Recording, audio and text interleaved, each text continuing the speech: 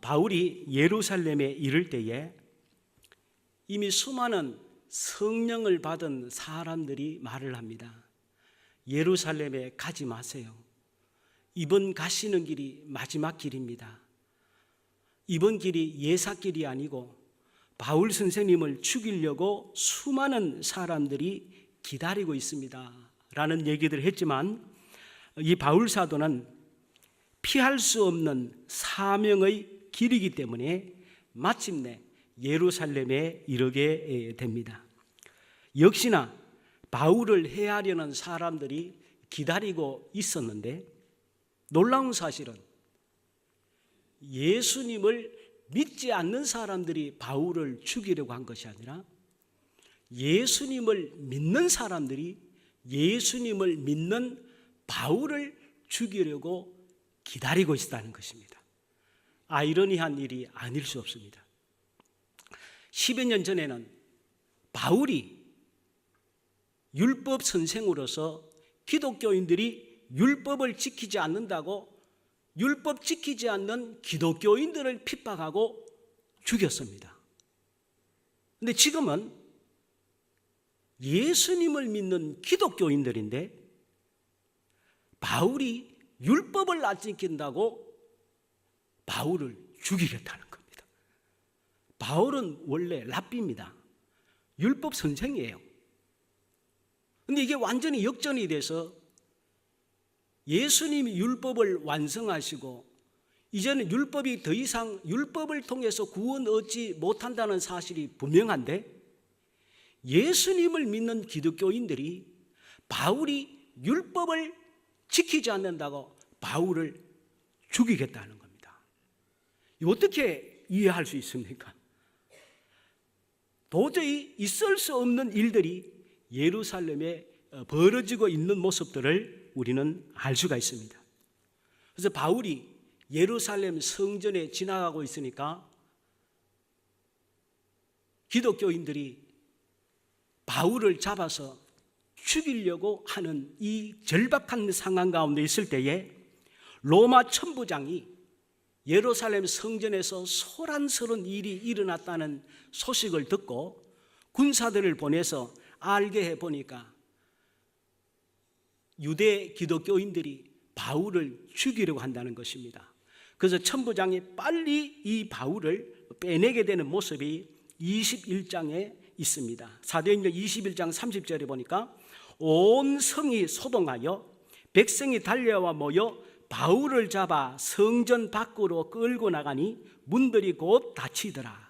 그들이 그를 죽이려 할 때에 온 예루살렘이 요란하다는 소문이 군대의 천부장에게 들림에 그가 급히 군인들과 백부장들을 거느리고 달려 내려가니 그들이 천부장과 군인들을 보고 바울 치기를 그치는지라. 천부장이 나타나지 않았더라면 바울은 큰일 날 뻔했던 것입니다. 이럴 때에 이 바울이 오늘 본문에 자신에 대해서 변증하는 내용입니다. 수많은 사람들, 자기를 죽이려고 하는 예수님을 믿는 기독교인들 앞에서 자신에 대해서 얘기하고 있는 것이 오늘 본문입니다. 22장 2절에 보니까 그들이 바울을 죽이려고 한 사람들입니다. 그가 바울입니다. 히브리 말로 말함을 듣고 더욱 조용한지라 이어 이르되. 사실 바울은 유대 출신이 아니고 유대인이긴 하지만 길리기아 다소라고 하는 이방 지역의 소아시아 터키 지역, 시리아 지역에서 태어나고 자란 사람입니다.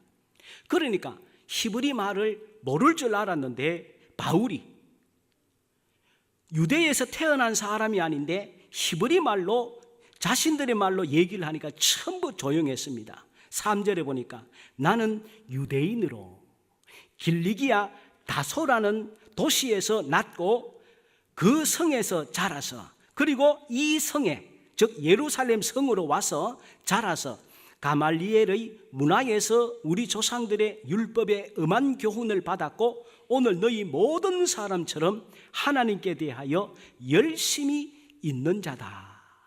자신을 소개하고 있습니다. 당신들이 하나님께 대해서 열심히 있거니와 나도 하나님께 대한 열심은 누구에게도 뒤지지 않는 사람이다 라는 것을 말씀하고 있습니다. 오늘 하나님께 열심히 있는 자, 하나님께 열심히 있음에도 불구하고 심각한 문제가 발생하고 있는 것을 우리는 알 수 있습니다. 하나님의 이름으로 하나님을 믿는 사람을 죽이는 거예요. 바울 역시 마찬가지입니다. 하나님께 대한 열심히 있는데 하나님 믿는 사람을 죽인 사람이에요. 오늘날 중세시대에 개신교와 가톨릭이 무서운 전쟁을 해왔지 않습니까?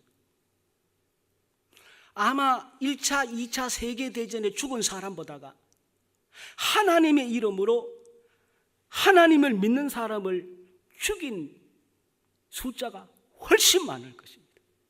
그런데 이 세상에서 가장 무서운 전쟁이 종교전쟁이라고 하죠. 하나님을 믿는다고 하면서 하나님 믿는 사람을 무섭게 저주하고 죽이는 일들, 하나님께 대한 열심이 있을수록 더 무서운 인생을 사는 것이 잘못된 열심을 가질 때에 나타나는 현상인 것이죠. 그러므로 오늘 우리가 하나님을 열심히 믿는 것은 중요하지만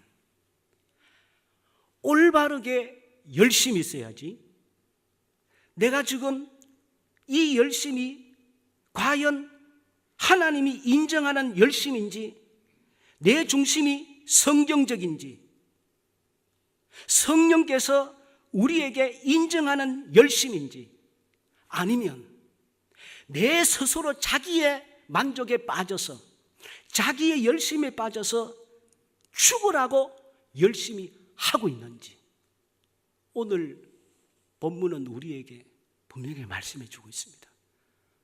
그러므로 오늘 우리가 주님을 잘 섬겨야 됩니다. 열심히 섬겨야 되지만 문제는 올바른 열심이어야 한다는 것을 오늘 본문은 우리에게 가르쳐 주고 있습니다. 그래서 바울은 말하는 것입니다. 당신들이 하나님께 대한 열심이 있는 것을 나도 안다. 나도 하나님께 대한 열심이 특심했던 사람이다. 그 다음에 나는 왜 이렇게 변화되었는가? 그것을 지금 자신을 죽이려고 하는 수많은 사람들 앞에서 얘기하고 있는 것입니다. 오늘 우리 하나님께서 본문 말씀을 통해서 우리에게 주시는 은혜와 영적 교훈은 무엇일까요? 첫 번째로 오늘 주님이 우리에게 주시는 영적 교훈은 하나님께 대한 올바른 열심입니다. 올바른 열심을 가져야 합니다. 4절 5절에 보니까 이렇게 말씀했죠. 오늘 너희 모든 사람처럼 하나님께 대하여 열심히 있었다. 내가 얼마나 열심히 있었느냐? 4절 말씀에 내가 이 돌을 박해하여 사람을 죽이기까지 하고 남녀를 결박하여 옥에 넘겼노니 이에 대제사장과 모든 장로들이 내 증인이라. 또 내가 그들에게서 다메섹 형제들에게 가는 공문을 받아가지고 거기 있는 자들도 결박하여 예루살렘으로 끌어다가 형벌받게 하려고 가더니. 성경은 열심을 품고 주를 섬기라고 말씀합니다. 바울은 율법에 어긋나는 그 어떤 것도 비진리로 규정하여 대적을 했던 사람입니다. 특히 예수님을 따르는 사람들은 반드시 청산해야 될 적폐로 보았습니다. 그가 이렇게 죽으라고 율법을 지키고 다른 사람들 이상으로 열심을 다했던 이유는 무엇일까요? 그것은 그의 가문과 학문적 배경에 있었습니다. 바울은 이 세상에서 자신보다 잘난 사람은 세상에 아무도 없다고 스스로 확신했던 사람입니다. 자기 확신 속에 살았던 사람입니다. 그 이유가 무엇입니까? 이 당시에 하나님을 제일 잘 믿는다고 하는 사람들이 유대교 바리새파였습니다. 이 유대교 바리새파에는 크게 나누어서 두 학파가 존재하고 있었습니다. 힐렐 학파와 샴마이 학파가 있었습니다. 이 힐렐 학파와 샴마이 학파는 그 당시에 유대교의 바리새파 중에서도 가장 율법에 정통하고 하나님을 잘 믿는다고 하는 두 개의 학파였습니다. 그 중에서도 후대에까지 정확한 정통이라고 인정받은 학파는 힐렐 학파입니다. 힐렐이라는 사람이 만든 학파입니다. 이 힐렐이라는 사람은 유대교에서는 전설적인 인물입니다. 왜냐하면 구약의 율법과 탈무드라고 하는 유대인들의 말씀을 해석한 전통의 책인 탈무드, 율법에 있어서 가장 많이 인용되는 사람이 힐렐이라는 사람입니다. 이 사람은 실력도 있었지만 인격도 굉장히 훌륭하였고 또 이 사람의 삶이 율법에 준할 정도로 되어서 가장 유대인들이 존경하는 사람이 힐렐이라는 사람입니다. 그런데 힐렐이라는 사람의 손자가, 친손자가 오늘 바울이 말하는 나는 가말리엘의 문하라고 하는 힐렐의 손자가 가말리엘입니다. 유대교 전체를 통틀어서 가장 위대한 선생이 힐렐이라는 사람인데 그 친손자가 가말리엘입니다. 거기에 수제자가 바울이에요. 또 이 가말리엘의 아버지도 대단한 사람이었습니다. 누가복음 2장에 보면 시몬이라는 사람이 나옵니다.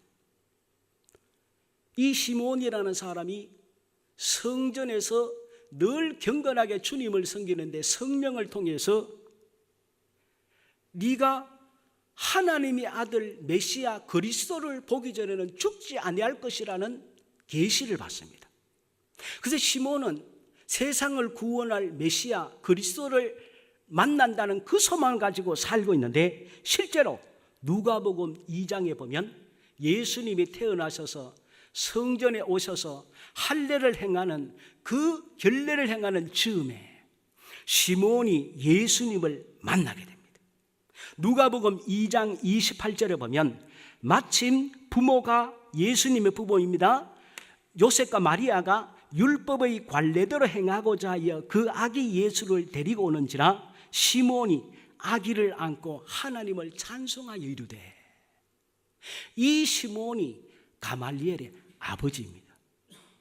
그러니 힐렐, 시몬, 가말리엘은 유대 이스라엘에서 최고의 가문입니다. 온 국민들이 존경하는 가문이에요. 여기에 이 가말리엘은 평생 동안 약 1000명의 제자들을 가르치는데 일생 동안 가르친 제자들 가운데 바울이 최고가는 제자였어요. 그러니 바울이 이 세상에서 나보다 율법을 더 잘 꿰고 나보다 더 훌륭한 사람이 있으면 나와보라 그래 라는 정도로 바울은 자기에게서 완전히 뻑간 사람이에요. 이건 말이 아니고 실제로 잘났어요. 실제로 잘났어요. 이 자리에 계신 여러분들처럼 바울은 너무 잘났어요. 이 가말리엘은 그 당시에 율법 선생들을 랍비라고 했지 않습니까? 그런데 랍비 위에 선생이 또 있었어요. 랍비라는 뜻은 나의 선생이라는 뜻인 반면에 랍비는 여럿이 있었어요. 많이 있었어요. 랍비라는 이름을 가진 선생은 많았어요. 그런데 그 위에 랍비 위에 라반이라는 선생이 있었어요. 라반은 무슨 선생인가 하면 우리의 선생이에요. 랍비는 나의 선생이지만 라반은 우리의 선생이에요. 이스라엘 국민 전체의 스승이다. 그래서 유대 역사에 라반은 7명밖에 없었습니다. 7명. 그 중에 라반이라는 이름을 처음으로 최초로 받은 사람이 가말리엘이에요. 그러니 가말리엘의 문화생이 되는 것은 이스라엘의 최고의 명예였습니다. 들어가기도 어려웠고 그 공부를 감당하기도 어려웠다는 거예요. 그 공부를 바울이 하고 그 제자들 중에 최고의 제자였으니 여러분, 바울이 교만할 만도 했던 것이죠.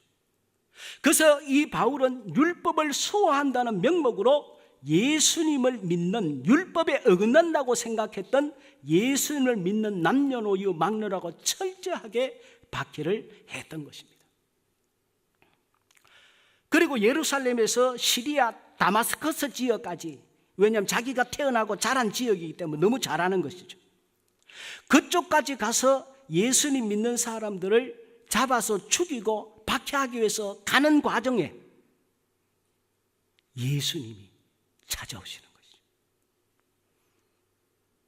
그래서 오늘 본문에 보면 7절 말씀에 6절 말씀에 보니까 다메섹에 가까이 갔을 오중쯤 되어서 호련히 하늘로부터 큰 빛이 나를 둘러 비치매 내가 땅에 엎드러져 들으니 소리 있으리래 사울아 사울아 네가 왜 나를 박해하느냐.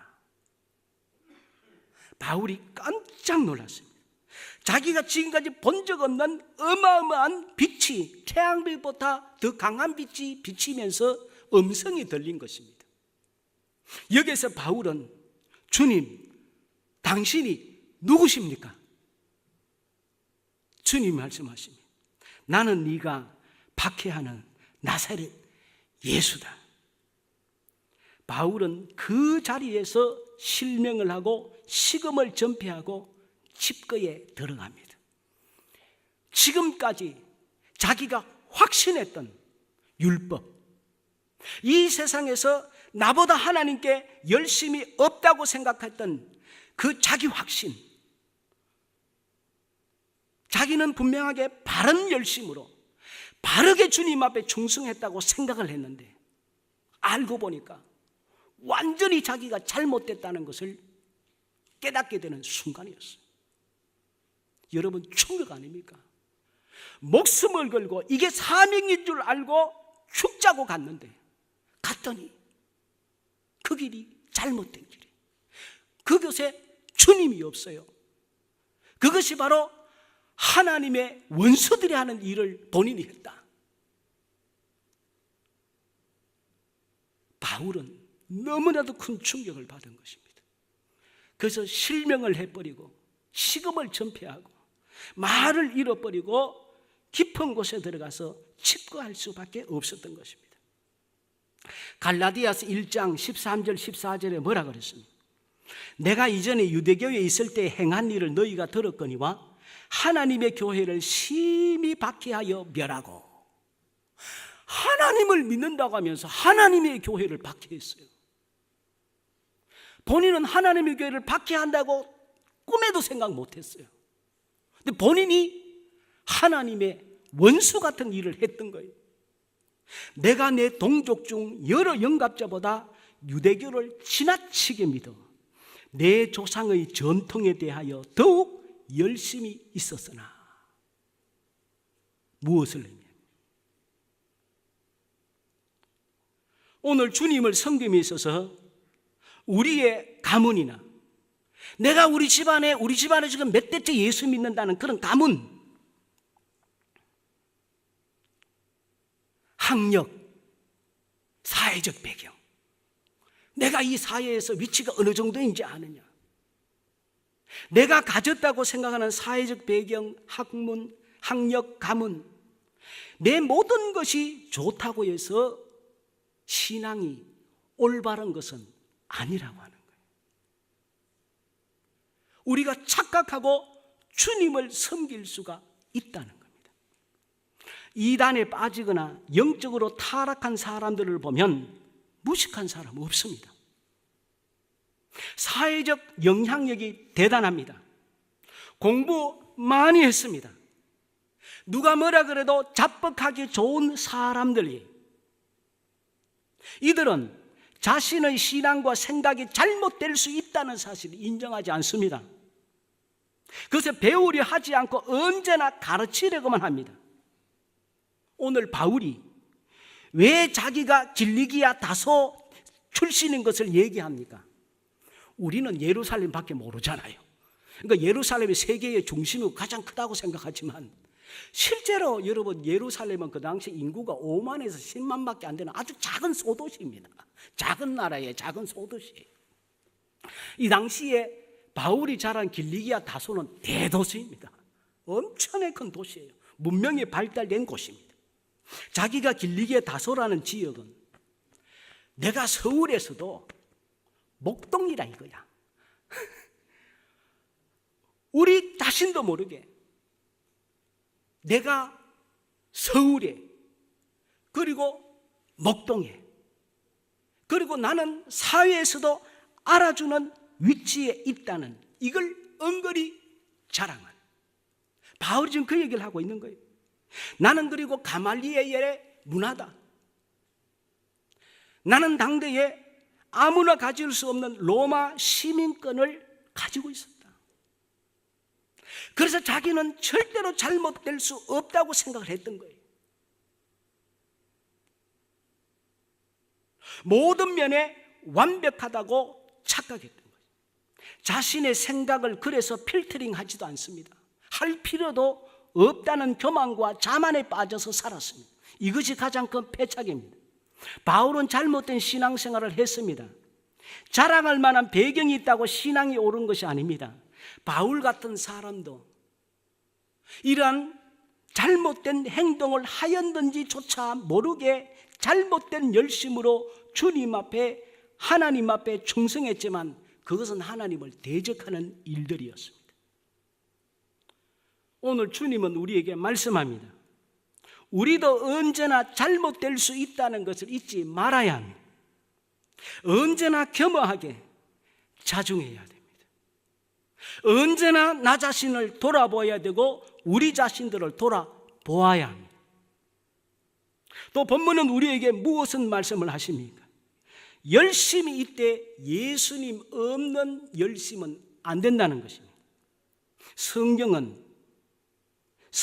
우리에게 사랑을 말씀하고 관용을 말씀하고 은혜를 말씀하고 배려와 희생과 헌신과 격려와 남을 나보다 낫게 여기는 겸손을 말씀하고 있는데 성경의 박사라고 하는 바울은 성경 말씀과는 완전히 반대되는 오만과 편견과 자기 만족과 자기 열심과 자기 영광과 자기 자랑과 자기 중심적 열심에 빠졌습니다.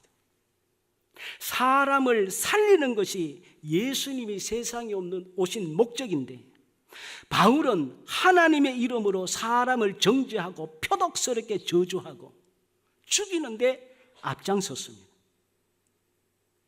예수님 없는 열심을 가지고 충성한 결과 사탄의 종노릇을 한 것입니다. 예수님을 다메섹에서 만난 후에야 자기 만족과 자기 열심에 빠진 잘못된 열심인 것을 바울은 깨닫게 됩니다. 예수님을 만나고서야 하나님 없는 예수님 없는 성령님 없는 열심으로 충성했다는 것을 깨닫게 되어서 그는 디모데전서 1장에 뭐라 그럽니까? 나는 비방자요 박해자요 폭행자요 죄인 중에 괴수라고 했어요. 나는 세상의 죄인 중에 괴수다. 내가 잘못 살았다.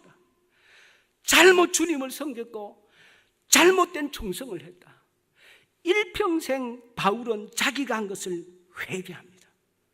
그래서 죽을 때까지 나는 날마다 죽노라고 고백하면서 이제는 예수님과 함께하는 신앙생활을 하는 것이죠. 저는 저를 비롯해서 이 자리에 있는 우리 모두는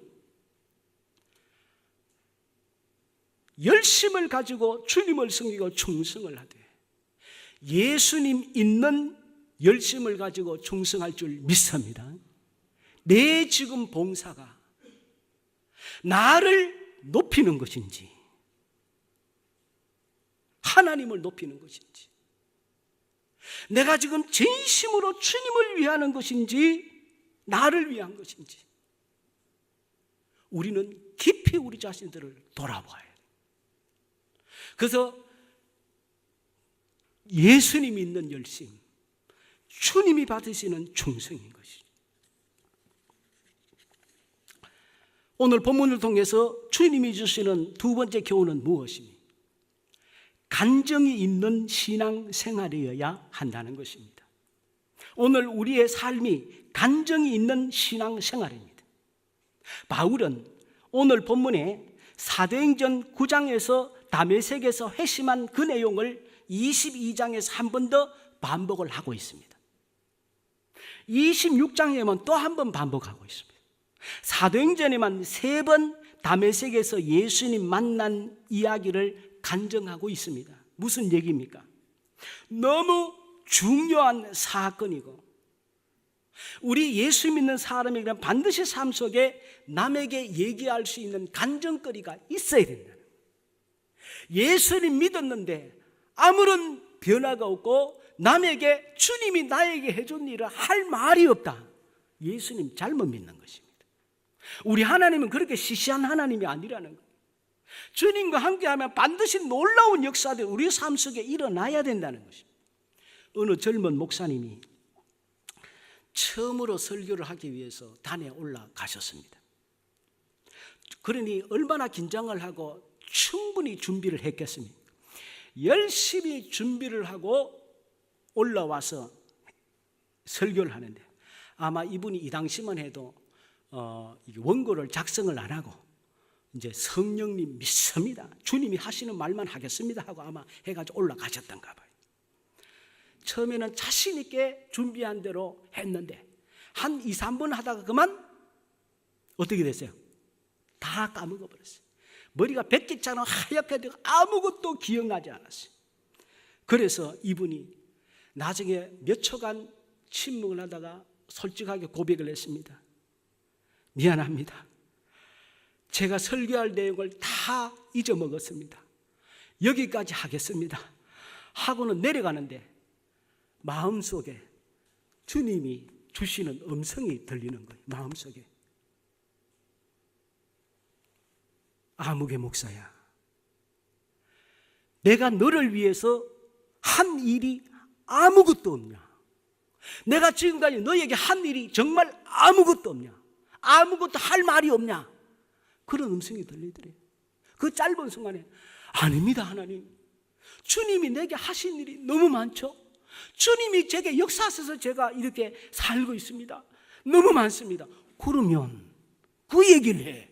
딴 얘기 하지 말고 내가 너에게 무슨 일을 했는지 그 얘기를 하면 되지. 네가 왜 만들어서 하려고 그래? 여기 이 목사님이 충격을 받고 다시 올라가서 죄송합니다, 제가 설교는 못하지만 하나님께서 나에게 하신 일 그거를 말씀드리겠습니다. 그리고 하나님이 하신 일을 얘기를 하니까 얼마나 많은 사람들이 은혜를 받았는지 알지 못하는 것이죠. 오늘 저는 이 자리에 있는 모든 분들이 지식적인 하나님 말고 바울이 왜 문제가 됐습니까? 성경을 공부로 안 것입니다. 하나님을 공부로 안 것이에요. 여러분, 하나님의 말씀은 지식이 아닙니다. 하나님은 성경을 읽고 시험치고 공부해서 하나님을 알 수 있는 것 아니고 하나님은 체험적으로 알아야 돼요. 하나님이 체험되어야 돼요. 바울은 공부로 하나님을 배웠어요. 가말리엘 문화에 들어가서 율법을 공부하면 하나님을 안다고 생각을 했어요. 체험이 없었습니다. 그러니까 하나님이 부르는데도 누가 부르는 줄을 몰라요. 지금 자기가 어떻게 주님을 섬기고 있는지 몰랐던 거예요. 지식적인 하나님.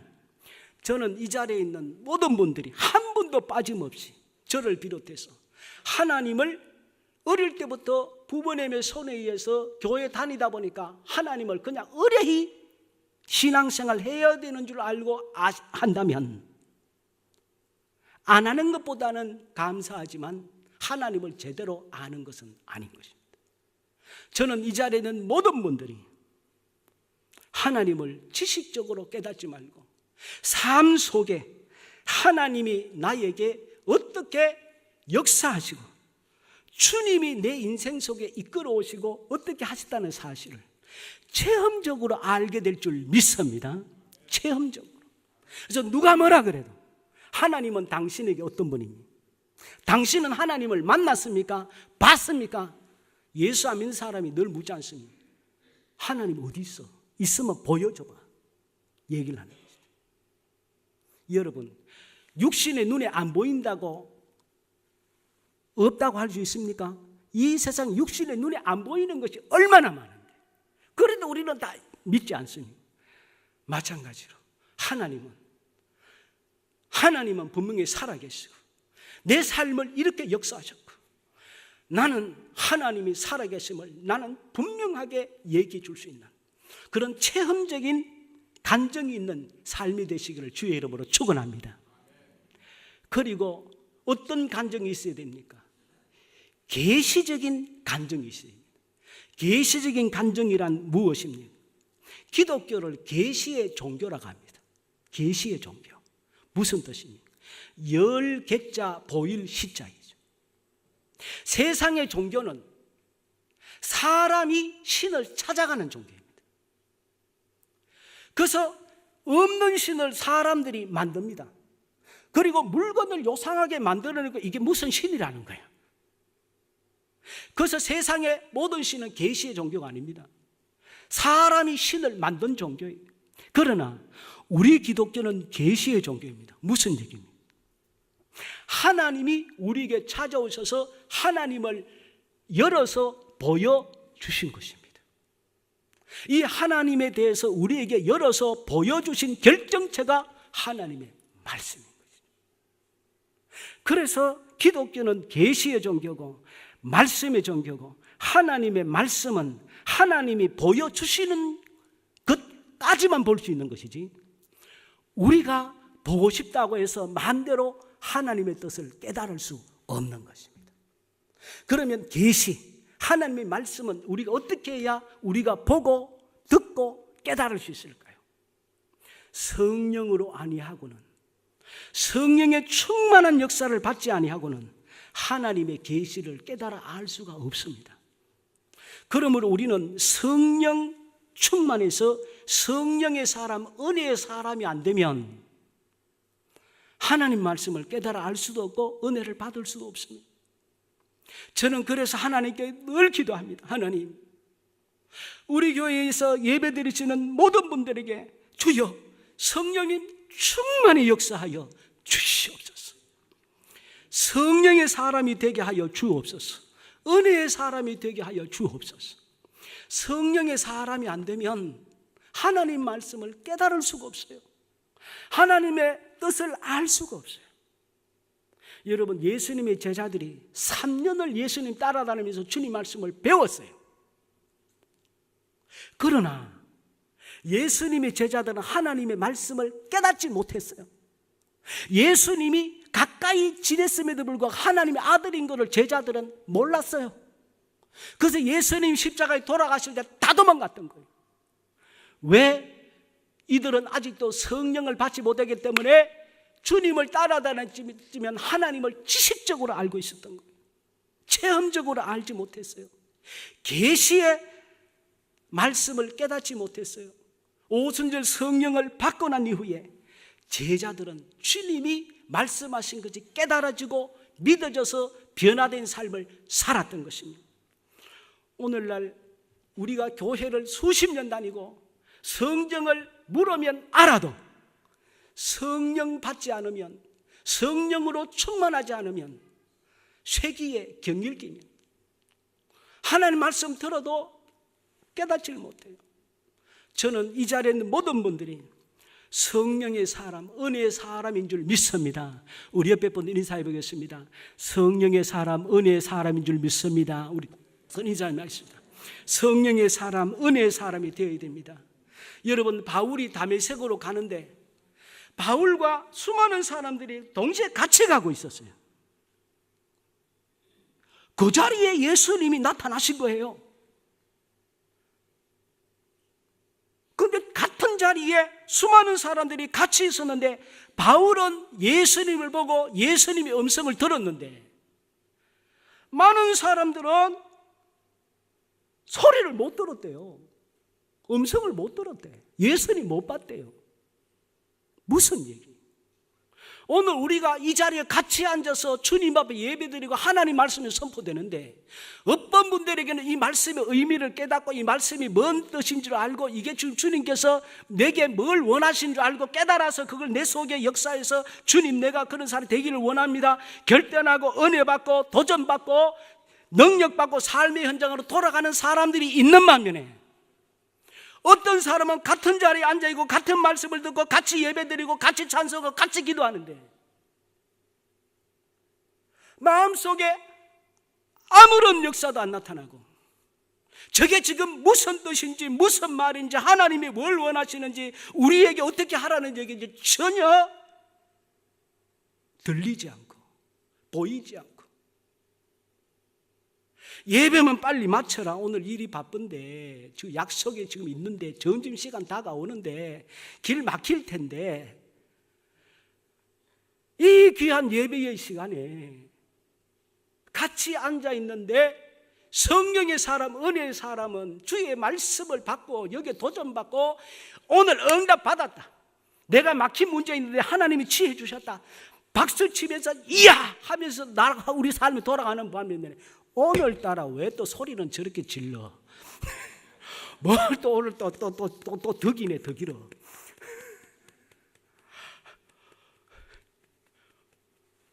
앞으로 짧게 하겠습니다.